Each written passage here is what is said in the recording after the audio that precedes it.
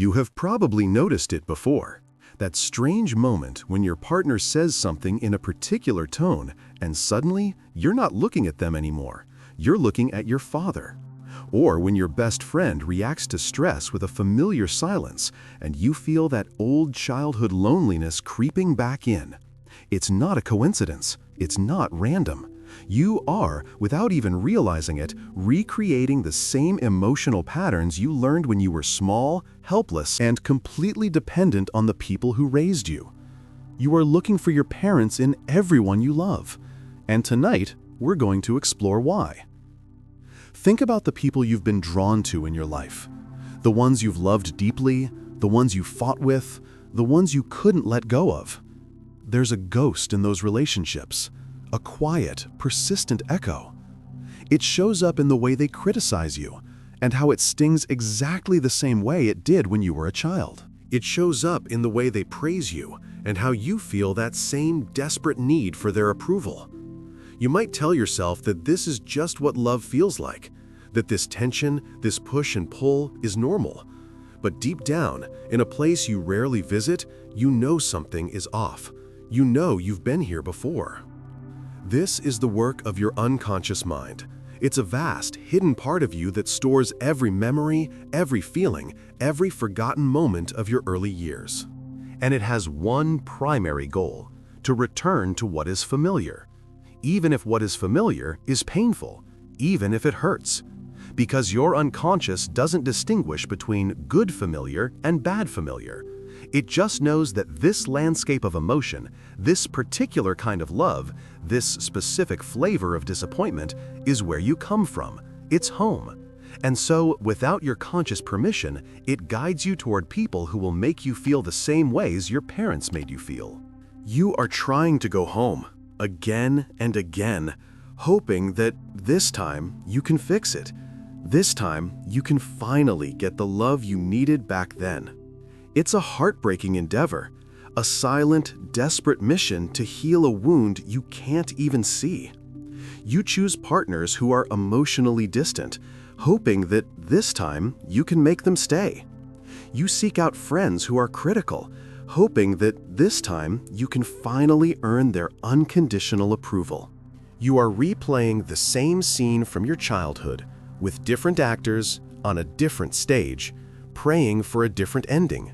But the script remains the same, and you keep playing your part, wondering why you feel so tired, so stuck, so deeply and inexplicably sad. This isn't about blaming your parents. They too were living out their own unconscious stories. This is about understanding the invisible forces that shape your heart. It's about realizing that the people you love are not just themselves to you, they are also living symbols. They are mirrors reflecting the very first relationships you ever had. And until you look clearly into that mirror, you will keep falling in love with a ghost. Let's go back to the beginning, to the quiet, unspoken moments of your childhood. You were small then, and the world was enormous. Your parents were not just people, they were gods. They held the power to make you feel safe, or to make you feel terrified, to make you feel seen, or to make you feel utterly alone. And in those early years, you learned a language you didn't even know you were learning. You learned how love should sound, how it should feel, what it costs. Maybe love, in your house, felt like walking on eggshells. Maybe it felt like having to be perfect to be noticed. Maybe it felt like a constant low hum of anxiety, waiting for the other shoe to drop. Or maybe it felt like silence, a heavy, profound silence that taught you not to need too much, not to ask for anything, because your needs were too heavy for anyone to carry. These weren't lessons taught with words. They were lessons written directly onto your nervous system. They became the blueprint for your heart. And that blueprint doesn't just disappear when you grow up. It becomes the map you use to navigate every single relationship that comes after. You are drawn to the familiar emotional temperature of your childhood, even if it was cold, even if it was unstable. Because to your unconscious mind, that temperature is love. It's what love has always been. And so you walk through your adult life carrying this invisible blueprint. You meet someone new, and there's a pull, a magnetic feeling you can't quite explain. It feels like comfort, like recognition. You tell yourself it's chemistry or fate, but beneath that, something else is stirring. Your unconscious has recognized its own reflection.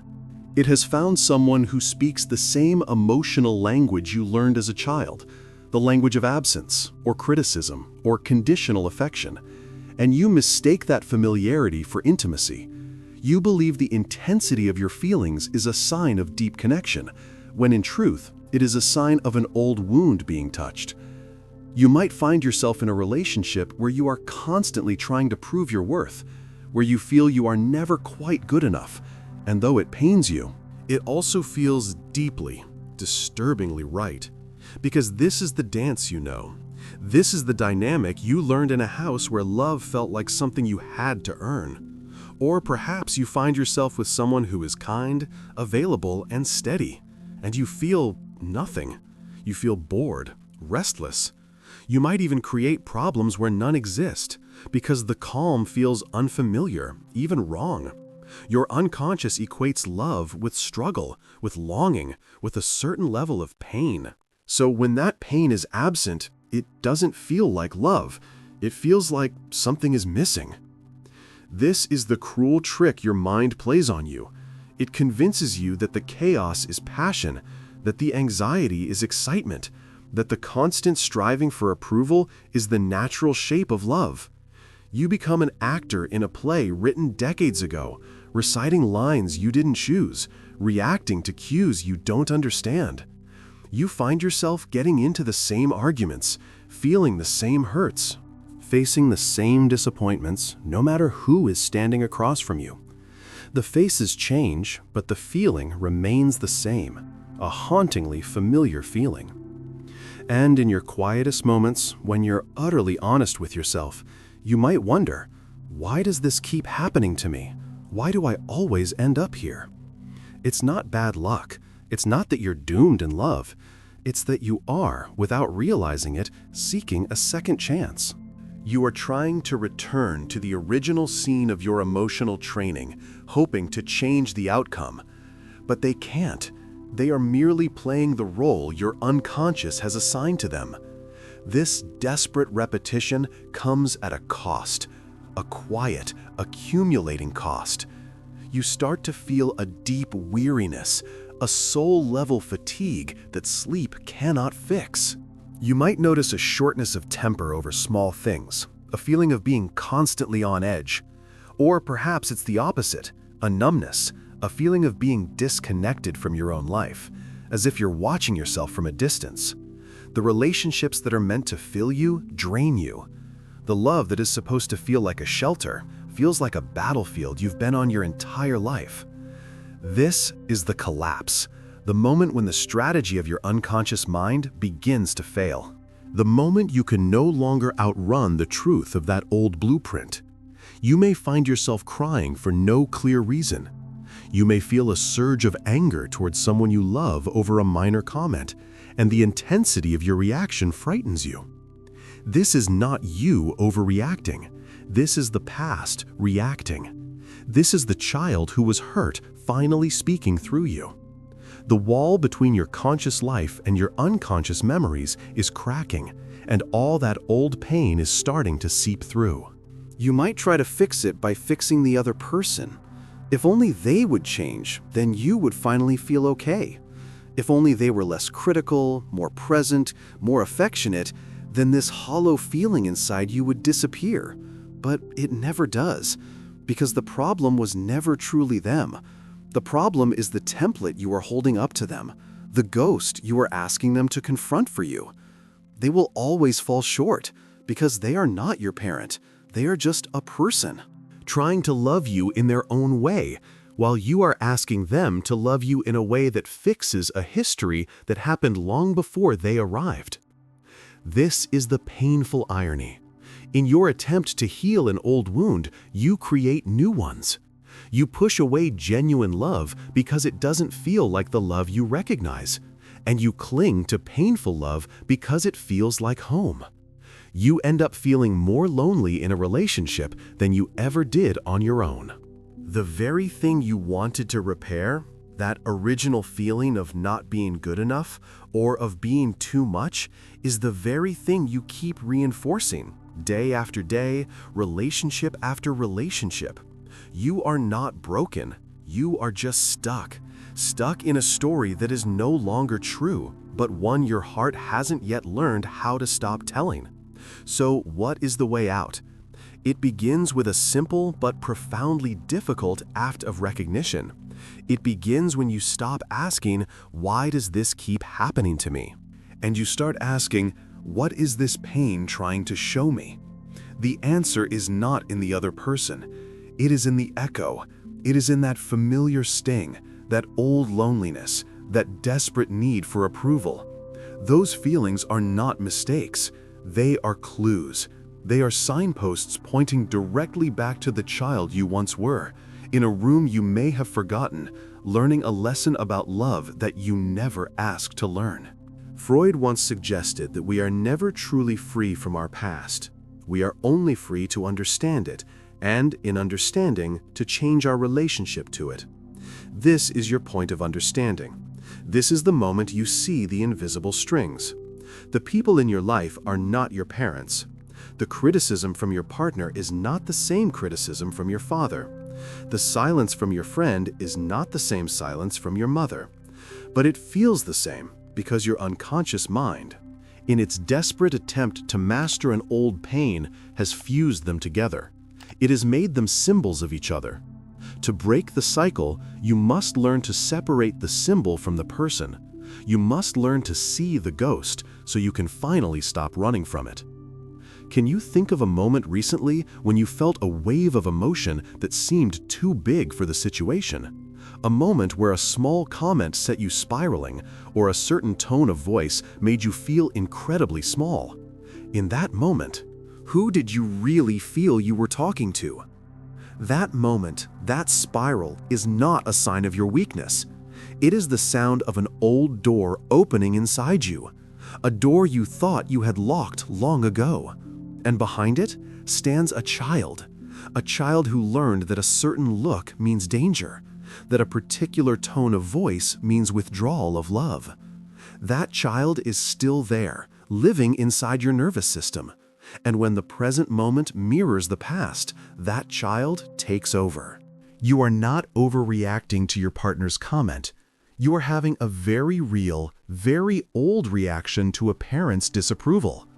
You are not being too sensitive about your friend's silence.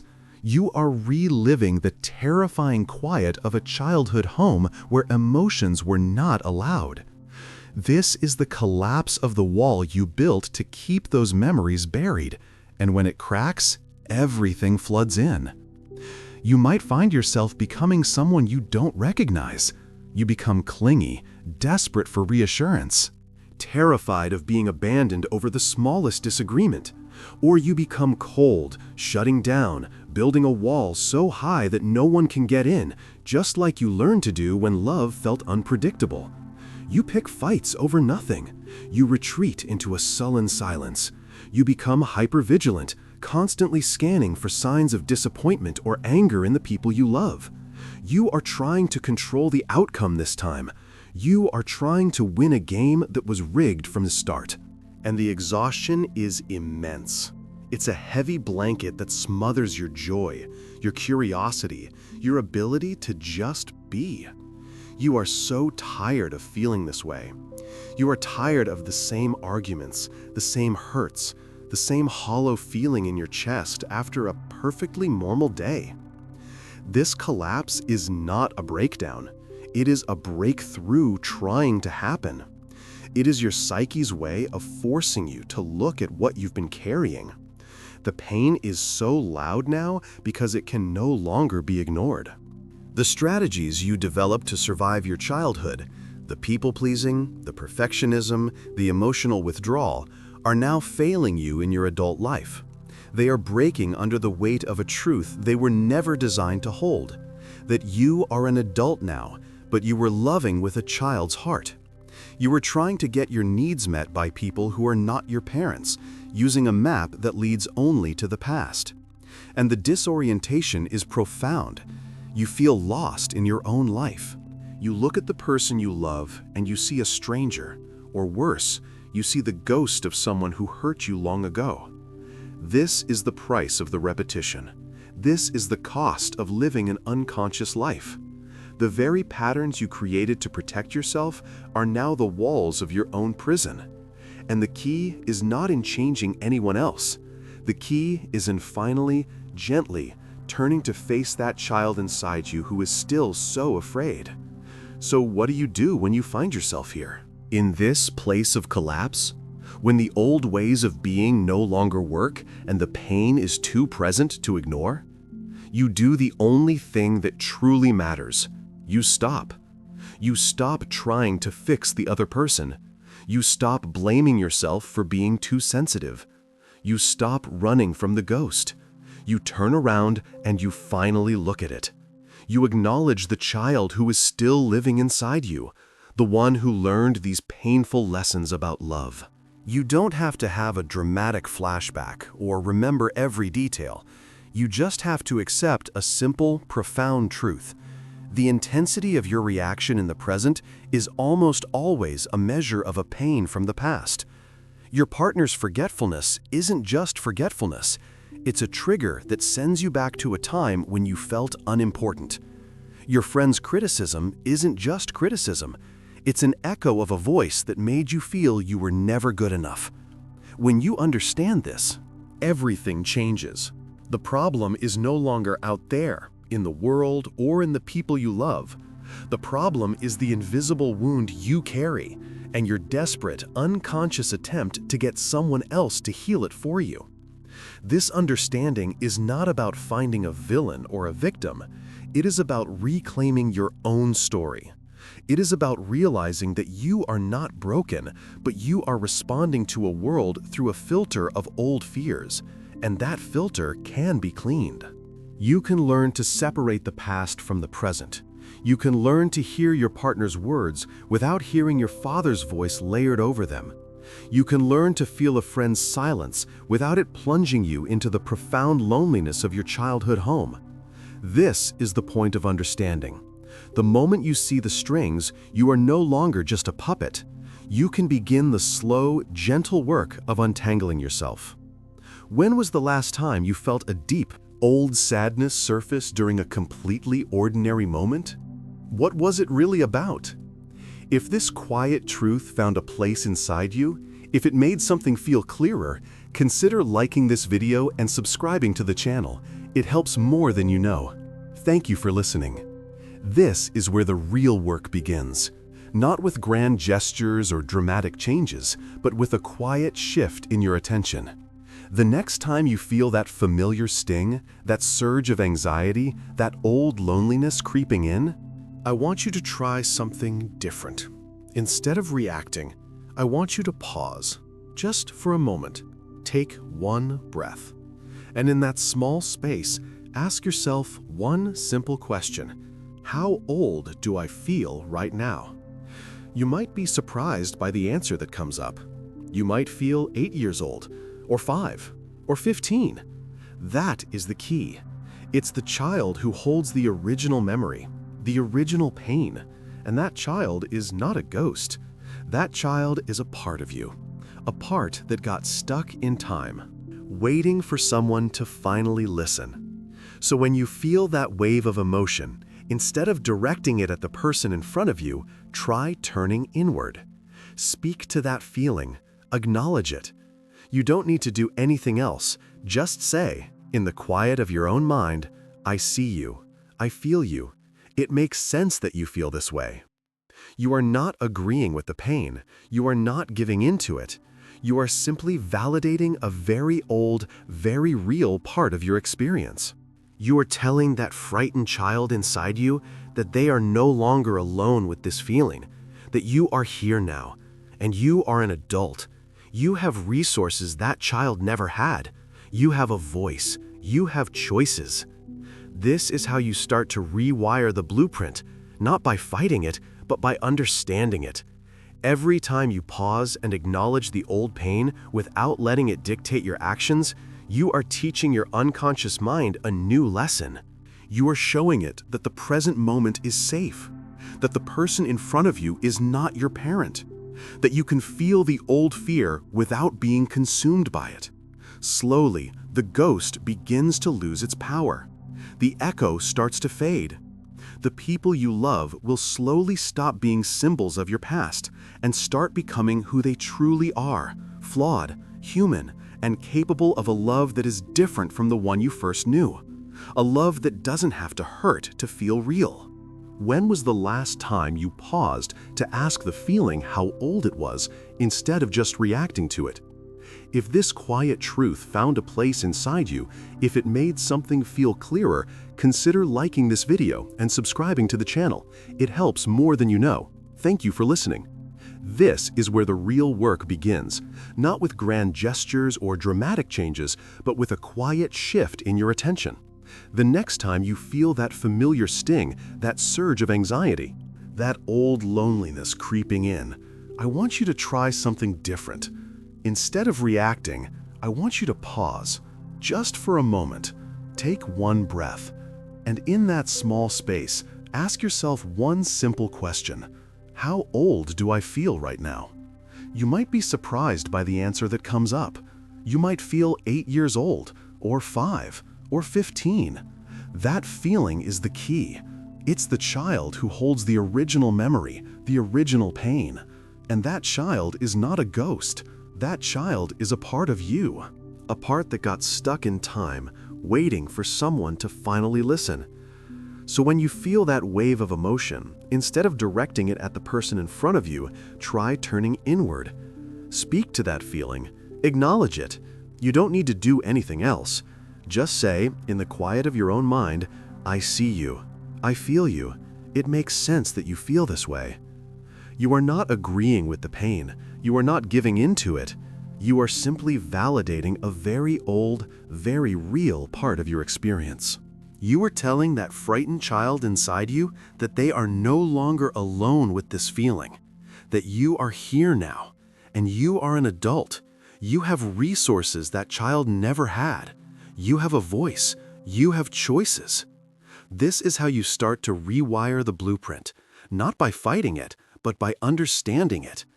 Every time you pause and acknowledge the old pain without letting it dictate your actions, you are teaching your unconscious mind a new lesson. You are showing it that the present moment is safe, that the person in front of you is not your parent, that you can feel the old fear without being consumed by it.